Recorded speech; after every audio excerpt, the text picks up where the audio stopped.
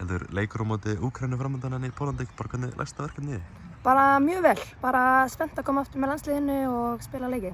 Ekki alltaf jafn gaman að hitta stelpurnar? Jú, það er ótrúlega gaman. Við erum ótrúlega góður hópur og allar mjög góðar vinkonur. Þessi leikur á móti Úkraínu, býstu við að hann verði svona aðeins öðru sem leikurinn heima fyrir þegar við vinnum 1-0? Nei, ég held ekki sko. Ég kannski býst við þeim aðeins meira aggressív fram á við. Af því þær hafa í rauninu enga að tapa. Og þær eru með mjög góða leikmenn fram á við sem eru að fara hratt upp. Og eins og þær gerðu heima verja teginn sinn rosalega vel, þannig að ég býst bara við því aftur. Þær þurfa náttúrulega bara að vinna leikinn, þannig að eins og segir, við getum kannski bara búist við þeim að þær stíga aðeins hærra upp og verði meira aggressívar. Já, allavega fremstu leikmennir munum verða meira aggressív, býst ég við, af því að þær einmitt þurfa að fá mark og já, og á sama tímapunkti er náttúrulega vörnin að reyna að fá ekki mark á sig. Þannig að ég býst við að verða aðeins svona meiri tilbúinir í þetta.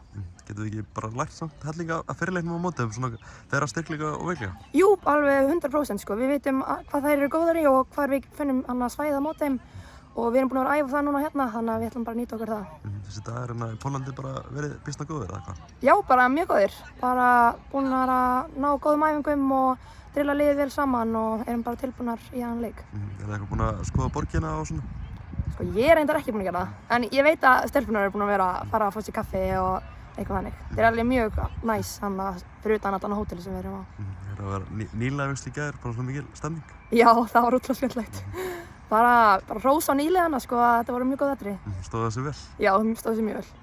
Svona bara fundið til Spánar og svona bara tíminn þar, spilar alla leikina, deildarleikina með Madrid á tímabilinu, ánægð með tímabilinu?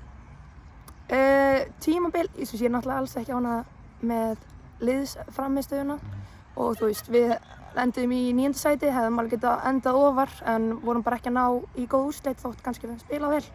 Þannig að það er kannski hægt að taka það, við spilum góðan fótbolta en úrslitin fóru ekki með okkur. Hvernig er bara að spila við þessi bara bestu lið á Spáni, Barcelona og þessi lið, hvernig er að mæta þeim? Já, það er náttúrulega mjög erfitt fyrir okkar lið sko. Við spilum núna við þar töpum 4-0 og það veist, ég veit ekki hvort mér sáttu með það en þú veist samt, jú, allt er læg, en mann er ekki að tapa samt. Nei.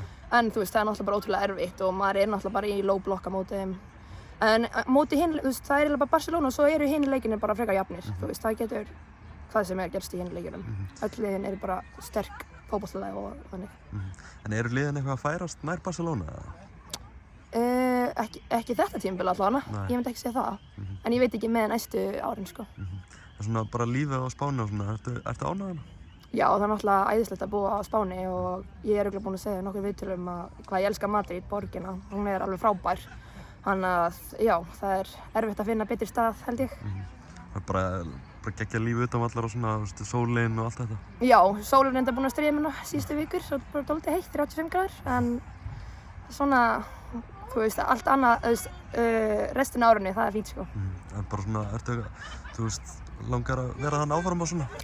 Sko, ég er að skoða mína möguleika bara hvað ég ætla að gera, þannig að, þú veist, búin að vera 2 ár þarna, væri 2 ár í Hollandi, þannig að ég er alveg opinn fyrir nýjum upplifunum, þrátt fyrir að það er náttúrulega búið að vera geggjað að búa þarna, sko.